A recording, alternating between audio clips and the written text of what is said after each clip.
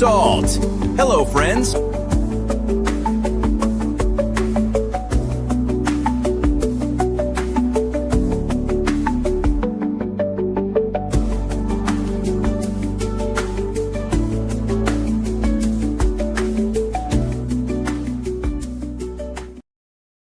Welcome to Shero Coffee Chat. We hope you've had a great week, and thank you for joining us today. We've got a full cup ahead, so grab your Shero coffee, because we're taking a spin around the Shero resource table. Plus, we've got your chat, tip, and guest of the week. Let's give a big shout out to our host, Melissa Farmer Hill, Army combat veteran, host of Shero Coffee Chat, and founder of the Shero Coffee Club, where we keep the world caffeinated and women veterans celebrated.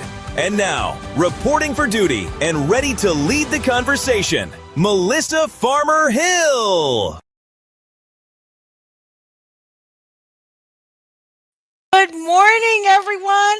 As you guys can see, I am playing around with this AI, and I am really, really enjoying it. I'm hoping to make it better and better and better and better each time you see us every week. So yes, aerosol, and welcome to the Shero Coffee Chat, where coffee meets conversation. And today, we've got everything you always ask for. We've got your chat of the week. We've got your tip of the week. We got your guest of the week. But the first thing we want to do today is take a spin around the Shero resource table. If I sound like I'm breathing really hard, that's because there was a lot going on this morning, but we are still going to have a great show, right? So at Shero Coffee Chat, we know that life is a journey and it's not always easy. And that's why we definitely have to keep our heads on a swivel, right? When it comes to helping our veterans and their family members, we have over 16 million veterans out there, and none of us has all the answers. But I do believe together we can definitely find some solutions that we're looking for. And that's what the Shero Resource Table is all about. It's sharing information, it's sharing resources and programs for our veteran community and their families. Because like I always say every Sunday, when one of us wins, and I do mean one of us out of the over 16 million people, 16 million veterans that are out there, when one of us wins, we all win. So of course, as you know, the government is still officially shut down. And I know there are a lot of veterans out there who are wondering, I'm a veteran, are wondering, and asking the same question: what does that mean for me? Right? I'm a veteran. I see people getting laid off. I see all of these things happening. So I want to kind of break it down today, make it a little plain. First off, I want you to take a breath, right? Don't take a long breath, because things can change in the blink of an eye, as we are realizing. But as of my understanding right now, your VA benefits are still coming, right? According to the Department of Veteran Affairs, disability payments, GI Bill housing, stipends, the stipends for the GI Bill housing, and your pensions are all funded and will continue to hit your account per usual. All right. So VA hospitals and clinics and vet centers, they're all still open. And if you have a medical appointment like me at Jesse Brown on Tuesday, shout out to Jesse Brown in Chicago. If you have an appointment or a prescription refill, all right, continue to go to your appointments. And my goodness, make sure you are getting your refills, because those services are considered essential, and they won't be interrupted. So as far as we know now, according to VA's contingency plan, some support programs and admin services are on pause right now. Okay. And you might be aware of that. You may have been involved in a program that it's kind of slowed down or just completely placed on pause. So you've got things like the job transition, you've got education processing, you've got all of those things, and also benefits, new claims. Oh my goodness, you guys, new claims may be on pause. So if you filed a claim recently, or you're waiting for some paperwork, just make sure that you have some patience and understanding as to what's going on. Those things could be delayed. Now, one of the things for sure is the COLA, right? Are you familiar with the COLA, the cost of living allowances? Well, what usually happens is the cost of living adjustment is usually made in the fall. The COLA, cost of living adjustments, that veterans are supposed to receive in 2026. So, what usually happens is the government releases official inflation data in the fall to set whatever that COLA increase will be. But because certain agencies are closed, we don't have that data, which means the COLA announcement is delayed too, but it doesn't mean that it's canceled. It's just postponed until the numbers can be finalized. So like I'm telling you now, and organizations like VFW, organizations like American Legion and DAV, we're trying to reassure members that these essential services are still up and running. So your payments, your health care, and your prescriptions right now at this time are secure. But just reminding everyone that when you check locally or regionally, some of the hotlines, some of the things like that, you could see just slower response times, until the government reopens. So expect delays if you haven't experienced them already. So really the bottom line is right now, your money and your health care seem to appear safe. But anything new or pending that can take longer than usual. So I want you to use this downtime to double check on your VA records, update any contact information, make sure that you check in with your local veteran service officers for any updates that they might have. And also, what's important too is to check on your battle buddies. That's so important. Check on them to just see how this shutdown may be impacting them. Or I'm an advocate of coffee, so attend a coffee chat, attend a local coffee chat, just to stay in the loop, or just to be around other people who understand what you're going through, and just realize a lot of us have definitely weathered, similar storms before.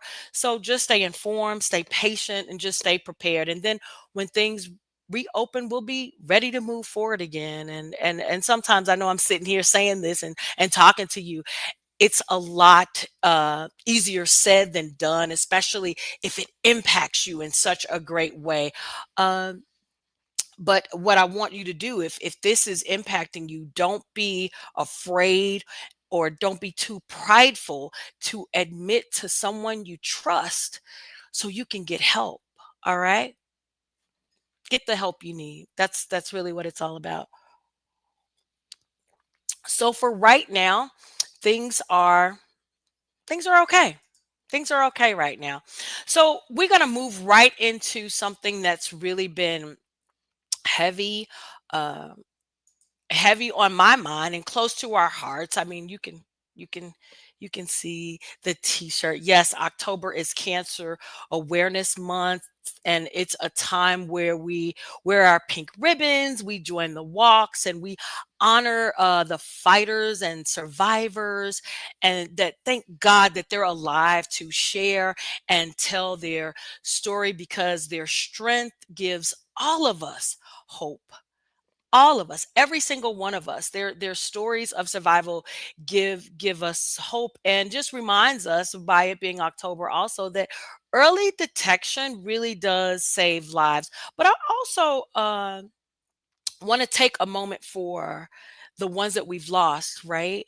Because cancer doesn't just touch lives, it definitely changes the lives of not only that individual, but the people around them. In my own life, I've lost family members, my grandfather, my grandmother, my nephew. I have two uncles, some of them, they had a long, hard fight. And some of them were taken away too soon. But each of their names and, the memories that we share, I now have them. And it truly reminds me that life is a gift. Let's not take that for granted. Life is a gift, but life is also fragile.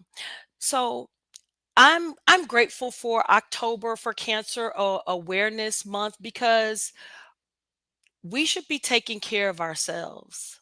Right. And according to the American Cancer Society this year alone, in the US, we have 2 million new cancer cases, 2 million within this year that will be diagnosed, and then around 618,000 people will lose their lives to this disease. Let's take a pause for that. That's 2 million new cancer cases alone this year. Take a pause for that. 618 people will lose their lives to this disease.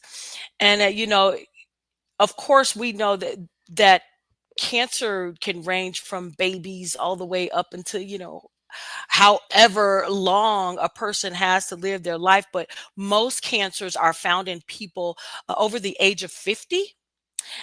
And this is a testament to why screenings and preventive care matter more than ever, especially now. And according to the National Cancer Institute, there are over, listen to this, you guys, there are over 200 distinct types of cancers. But then the thing about it, they categorize, the cancer by the parts of the body or the type of the cell where the cancer, where it began.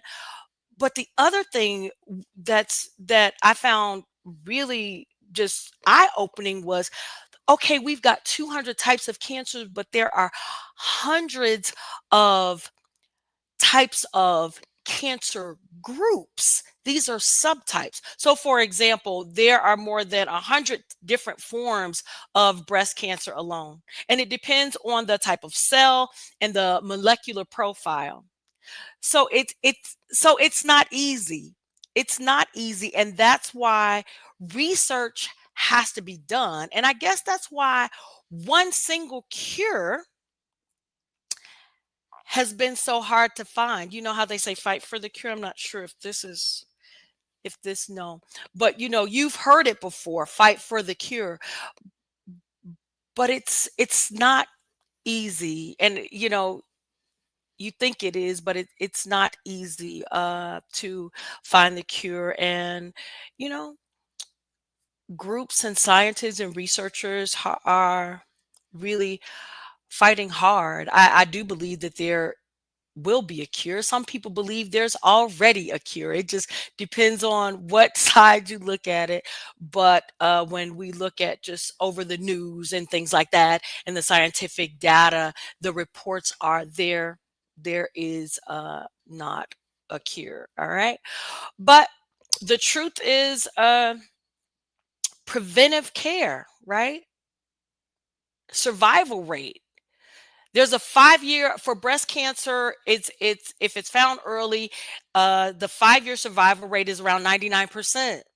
There's that's nearly every person surviving, but only 14% of cancers are actually caught through recommended screenings and tests, which means, are we taking those screenings and tests? And I know, don't get me wrong, some of you have done the screening and have done the tests and then found out at a later time.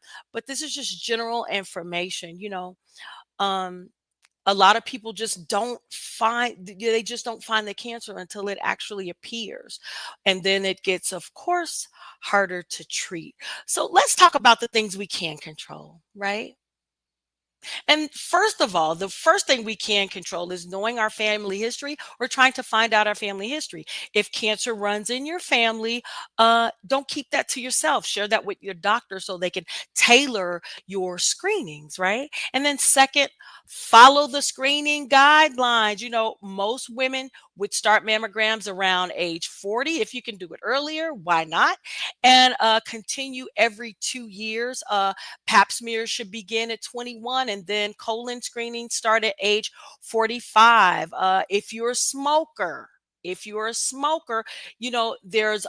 are these low dose CAT scans that you can do for lung cancer. So these three simple steps for men, women, and everyone can literally save lives. So today for me, it's about trying to bring awareness to prevention. Okay. So that is really all that I have. Just let's make sure that, in October, we are just not about awareness, okay? But let's be in action, right? Let's be in action for cancer with your screenings and things like that. And so that's all I wanted to say. I'm representing. I've got my shirt, "Hope Fight the Cure." So I just believe that in the month of October, it's a great time to just become aware if you have not been all year. So this is the month to do that. And now we're going to move right into our tip of the week. How many of you have a fur baby? I used to have fur babies. I'm a cat lover. And I had Sophie and Carter and Clinton were my three fur babies that I had over my lifetime. And you come to know your fur babies as family, right? And just like family, we want to know they're safe, right? That's why this week's tip is, it's simple but important. And you tell me what you think, because I want to tell you, get your pet microchip. What do you think about that? A microchip is just a tiny device about the size of a grain of rice, and it sits just under your pet's skin, usually between the shoulder blades. And it's safe, and it lasts. It's not a GPS tracker, right? This is not a GPS tracker. It doesn't tell you where your pet is, but it does store a special ID number linked to your contact information in a national registry. And here's why I think, it matters, because if your pet ever gets lost and ends up at a vet or an animal shelter, guess what they can do? Can you imagine if your pet got lost and ended up in an animal shelter? Guess what they can do? They can scan that chip, pull up the details, and then they can call you. A lot of apartments are now requiring that pets, which I think is, again, I think personally is a good thing. They're requiring that your pet is microchipped. So that way, because when I lived in an apartment, I had a neighbor just just in the parking lot, just bawling. And I knew that neighbor, and I'm like, "What's going on?" And then he was like, "My baby, my baby." And so the beautiful thing is, guess what? They found his baby, and just they were reunited. And like, it's a big thing. It really is a big thing. If you don't have pets, you may not understand, but it is really a big thing. But that's one of the reasons, because I remember that experience, having that with my neighbor, and what he went through. It was a roller coaster of emotions. Okay, but studies show that pets with microchips are 2 to 3 times more likely to be reunited with their families, and that's peace of mind, and it doesn't cost a whole lot. I currently don't have a pet, but they say it ranges anywhere between 25 to 50 bucks, maybe add 50% for inflation. I'm being funny.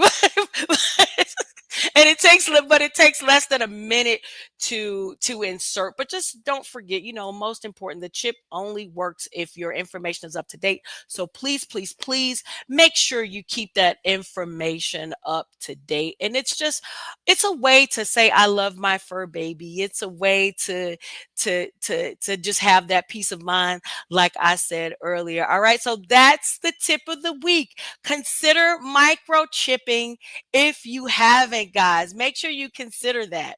And now we are going to go into my favorite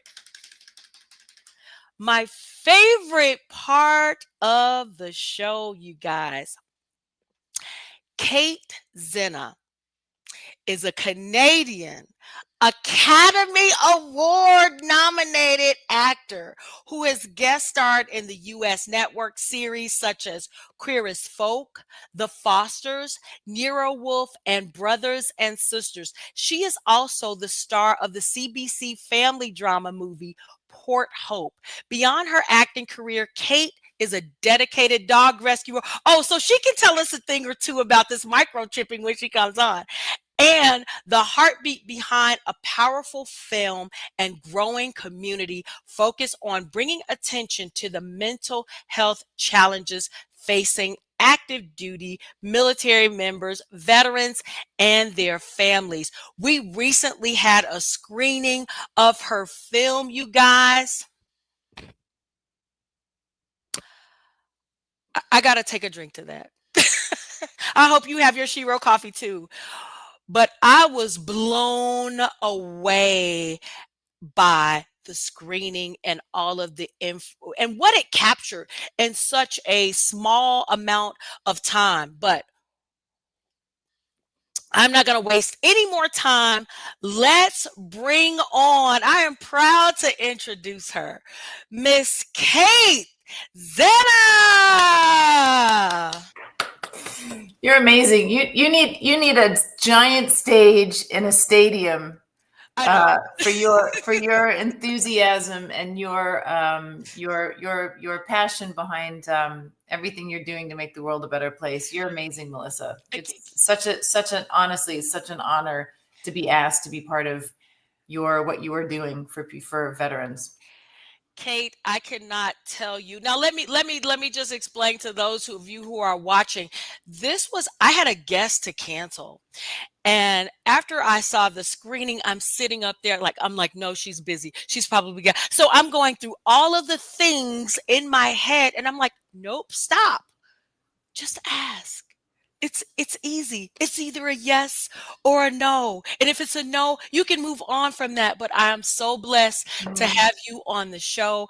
Let's talk about, I want to talk about so many things, but let's talk about the film Idlewild. Tell our audience, what is the film about? I gave a little snippet, but can you just kind of elaborate on that? I will. I have so many things I want to share too. I'm going to go back to what you just said, to ask the question, because it's either going to be a yes or a no answer. And so often we stop doing something because if we don't recognize that we are actually afraid of the no answer. And the reason we are sitting here together today is because I heard in my head, oh, they're going to say no, it's a no. And what that no vibration feels like to us is not good. It feels rejectory. It feels, it's acknowledgement that we aren't enough, that we aren't good enough. So we don't do things that could potentially result in a no. Had I not done what I did, I'll tell you in a second, at the risk of being told no, we wouldn't be sitting here. My movie would not be made. I wouldn't be able to be helping people, inspiring and pushing myself to do even greater, bigger things. Now I'm learning to do things, even if the word no is going to come at you, is a muscle. It's in the same realm of asking for help, actually, which is another thing I wrote down when I was listening to you. For any veterans who are struggling to go and do something, I don't know what to do. I don't know who to call for my mammogram. I don't know what to do for my screening. Asking for help. If you find a tiny little way of doing that every single day, It's like a lifestyle going to the gym moment. It's a muscle, asking for help for the tiniest things. And then your ego starts to say, oh, it wasn't so bad. They helped me. And we had a fun chat after because I asked for help. And we realized that they didn't know either. So we dug in. So that's an aside. So your question is about the movie. The movie. No, but that's good information because you've confirmed what I've said. And I used to have a commander in the military. He was like, farmer, never take no for an answer. And you just keep going and going and going and going. And don't be afraid of no. Right. No, I grew up with a mother. No meant, where do we go from here? Yeah. I learned that when I was in 8th grade, and she went into the principal and she sat down and she said, I want to move Catherine from this homeroom to this homeroom. The principal said, if I do that for your daughter, we're going to have to do it for everyone. And she said, okay. My daughter's never asked me for help. She wants to go in with her homeroom with her friends. Where do we go from here? Right. Oh, I love it. And the next day I was in the room. He was like, I'm not dealing with this lady. She's clearly not going to take no for an answer. So I had that in me. But so Idlewild, the reason why we're here is because we met at a screening of a film that I co-produced and co-directed and co-wrote and was one of the actors in.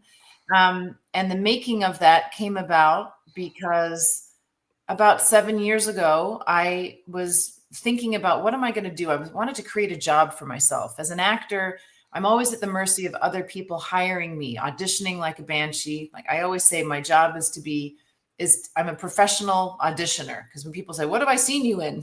I'll say, I don't know, go and look me up and go and try to find the things on TV and whatever, guest star roles and everything.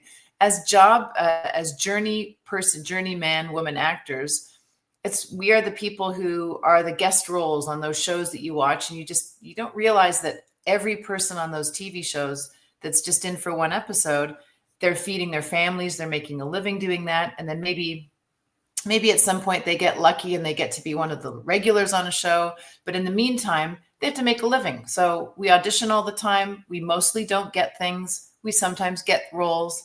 We work, we don't work. And at that, I guess deep into my career, I just said, I think that I need to make my own show because I can't keep doing this. It's exhausting to be constantly interviewing for jobs that other people's companies say. So I wanted to make my own business. So I was thinking, what am I going to make a show about? Well, I like this genre of family-friendly stuff and wholesome and uplifting, and I want to help the world, and I love dogs. Maybe I'll make a dog rescue show. So I went to a dog and cat sanctuary in Idlewild, California, and I'm on a tour of this amazing place called Living Free Sanctuary. Wonderful place to support if you're wanting to support a dog rescue organization. They said on my tour, would you like to see our equine therapy program? We have a session and we've got a session in session right now. And I said, oh, you're doing therapy on horses? That's amazing. I'd love to see it. And they said, no, not doing therapy on horses. The horses are doing therapy on people. And our program is for veterans. It was run by a veteran and it's for veterans. And we've got a group of veterans in the arena right now in a session. And I said, well, yes, please, let's go and do that. So they poodled me over in their cart and I stood there. And the epiphany moment was when I pulled up to, and I got out and I was up against this fence looking into this horse arena, like a horse ring kind of thing. There's about 5 horses, about 5 or 6 people standing next to the horse, doing the horses. Just it looked like they were just kind of standing around, not doing a whole lot.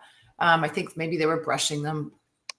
I don't remember that part, but I do remember looking at the human beings in that arena and hearing my voice in my head say, oh, those are veterans, like people in the military who go and serve our country. I'm half Canadian, half American, by the way. I'm a citizen of both. So at that point, I was very American. I'm just up here now in Canada temporarily.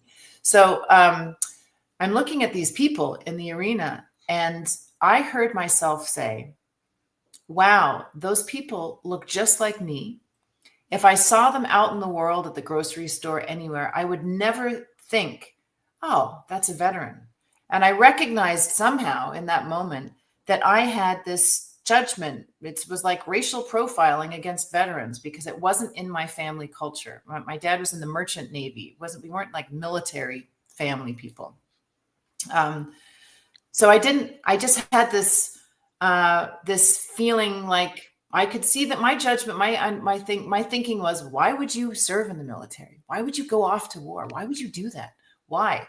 And I thought, oh, they're getting a free degree. That was the thing that was going on in my echelon of society. That was the belief system. Very little understanding, very little connection. And when one of the veterans came over, he was a young man, probably late 20s. He told a story to me about a helicopter incident when he was in Afghanistan. And it was really harrowing. I'm not going to go into it. He did save his buddy from the helicopter. It just sounded unbelievably awful. And then he was sharing with me how how this horse work was really, really helping him. And I said, wow, this is my show, because I can't have more. I've got to help bridge the gap. This is ridiculous. These are amazing people, just like you and me, and they're coming back, and there's not a level of understanding to the degree that we should have. I think, so that's how it started. It's taken a long time. We've gone through different iterations. We've written many scripts. My co-creator, Paula Tiberius, who is just amazing. She and I have been working tirelessly to create this world called Idlewild. And that's how we have found each other, you and I, Melissa. Wow. It's such a beautiful story. And as a veteran, you hear so many people say, thank you for your service. Thank you for your service. And you get people with the questions, why would someone do that? It definitely, it may start, like for me, it may have started off with the GI Bill, but it definitely ended with doing something, being a part of something larger than myself. So I definitely transformed in my 20-year career in the military. But I love your journey from the disconnection with veterans or people who served to this amazing work of art and your understanding. Now, I got to ask you, what's your understanding and how do you feel about people who serve and veterans now? I will get emotional if I go too deep into it. It's right there. So I played the lead role in this. It's a short film. So I'll share with you guys that what we've created is a short film in order to go and make this bigger, to go out and make this thing into a bigger project, a bigger thing, a bigger movement is really what the vision is, because one tiny little film can do a little bit of good and get a conversation going. But I'm a little bit more tenacious, and I want to do a bigger amount of work. I want to really help people, and I want to really bridge gaps. And ultimately, I want to save dogs and do it all. But we can't do that if we've got wounds and we're struggling and we're disconnected. So to come together and be connected, that's how I see the world being better and how I can contribute to the world being a better place. So the long-term thing is I want to see this on TV every week, and I want us all talking about it. And I want it to be a place where everyone feels somehow they've got stake and connection to Idlewild.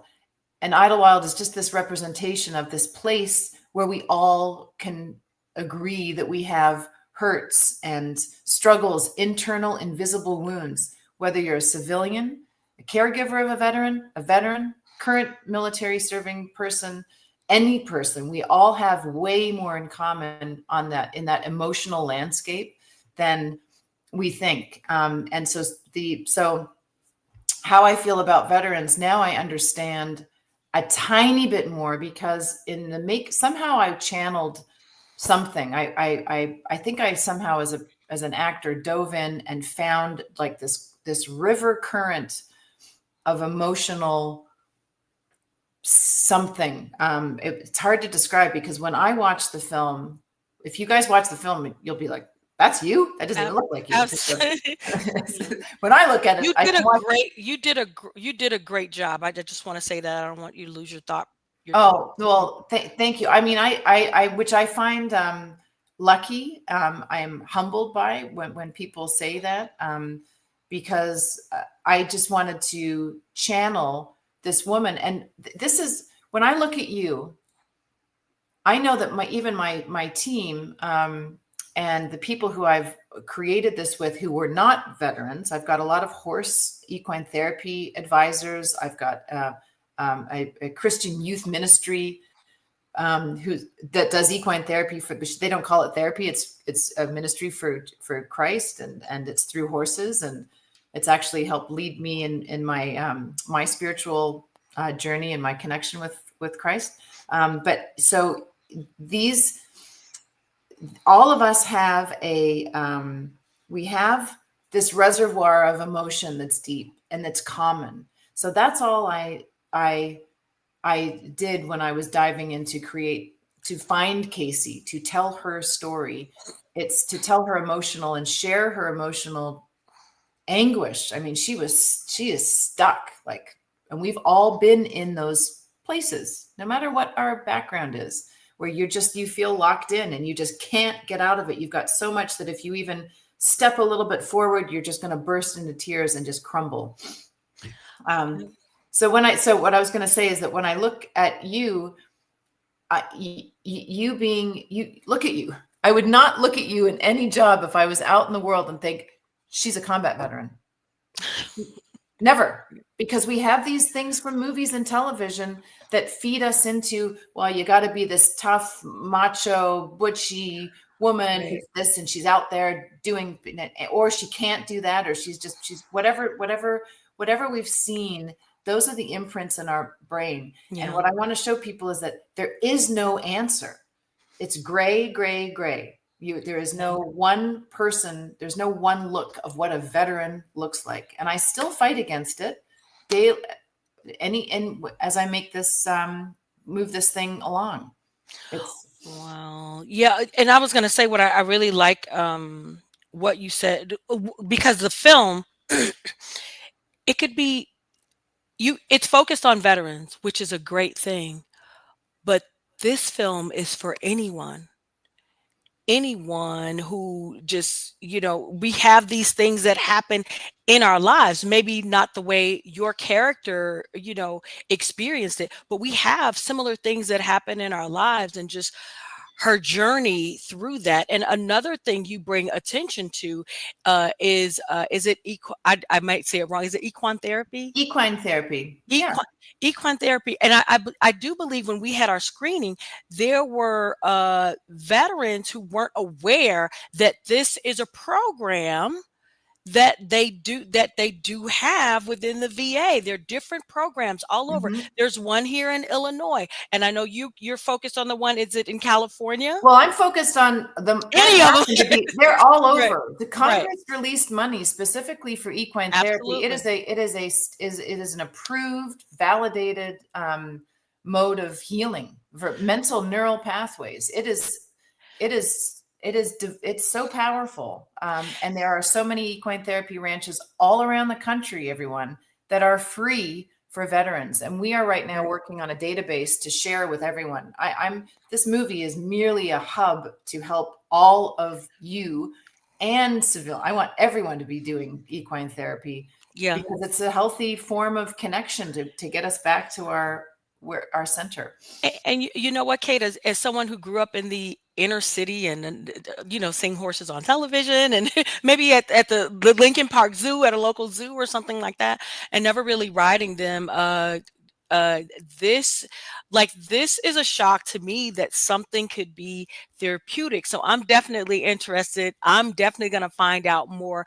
One of the blessings that we had at our VFW for the Veteran Resource Fair, we have local people that take care of horses and do shows and things like that. So they came to our resource fair where kids could get to ride, and adults could ride on the horse. Now, it's not therapy at that session, but just to be introduced, I think is an amazing thing. Now, so where are you in the process of everything that you're building right now?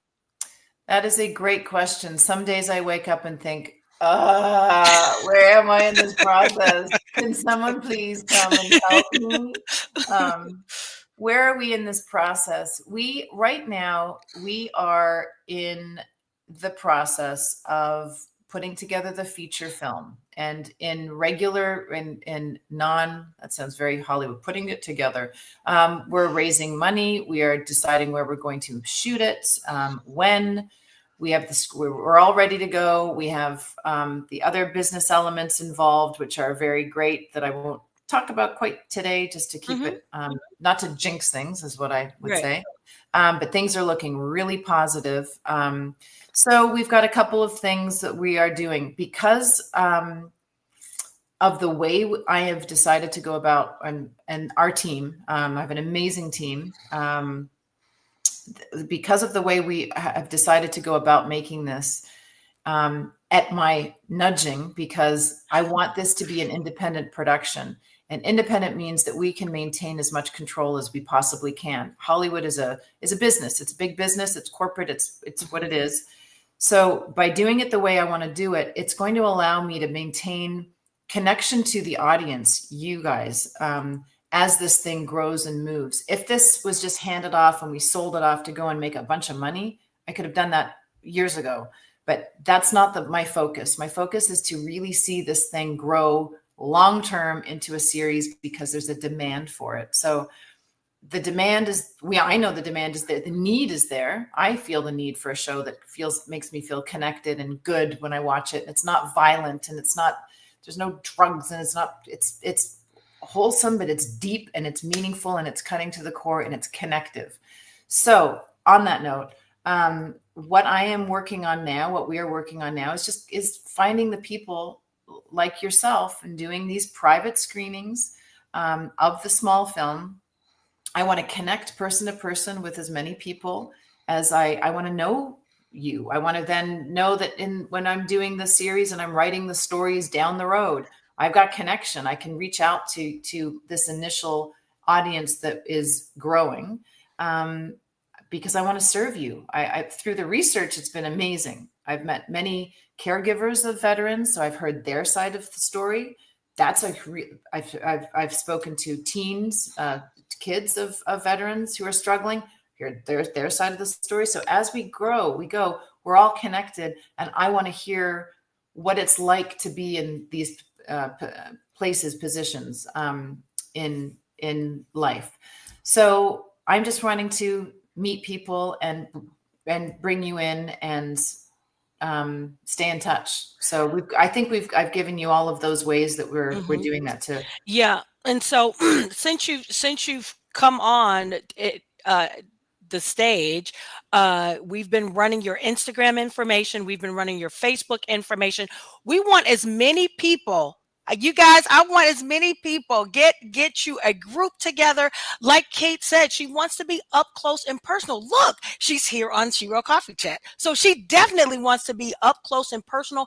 And do they have to be veterans? They don't have to be veterans, correct? No, absolutely. It's just what the film is based on. Yeah. But everyone can relate to this film.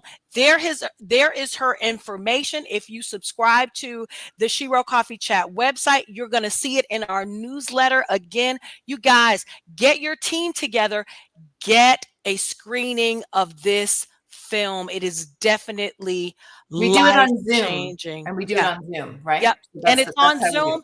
All you have to do is register. We'll leave the information in the link. And again, if you're subscribed to our newsletter, we'll have that information in next Tuesday. Our newsletter comes out every Tuesday. So please get the information while it's up, appearing on the ticker below. And I've got one last question. Of course, we went over time because it's Kate Zenna, right? I've got one last question. So what I want to tell our audience is get involved. Get involved in this screening right now so we can take it to the next level. Definitely Shero Coffee Club wants to be a part of this as well, and we'll do all we can to support you in getting this out. So now when you think about, because the film is not about you, although you starred in it, but when you think about your own legacy, What do you hope this work, this screening, this film, and the community that you're building can leave or will leave behind for future generations? My goodness, that's wow.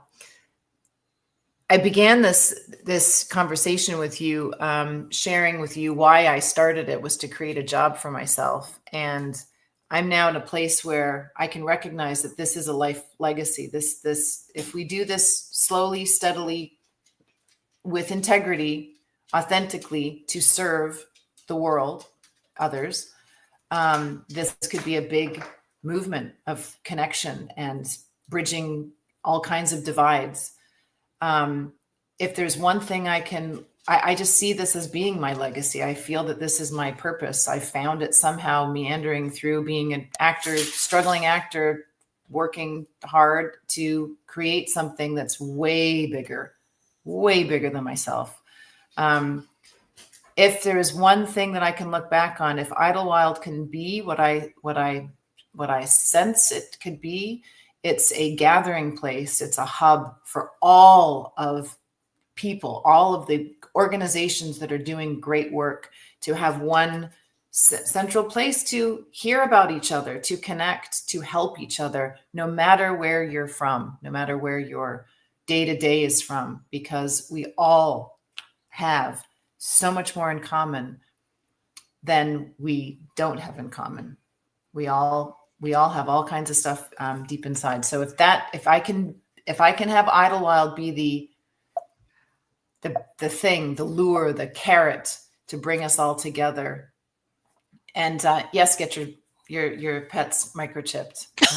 Oh yeah, we forgot to speak on that. Yes. I have a whole conversation about that. You be a good neighbor and you get your dog or cat microchip, because do you know how much of a pain in the tushy it is to schlep that dog that they found to a vet to go into and to figure it out who you are when there's no microchip in it? Number one, put a collar and tag with your phone number on it.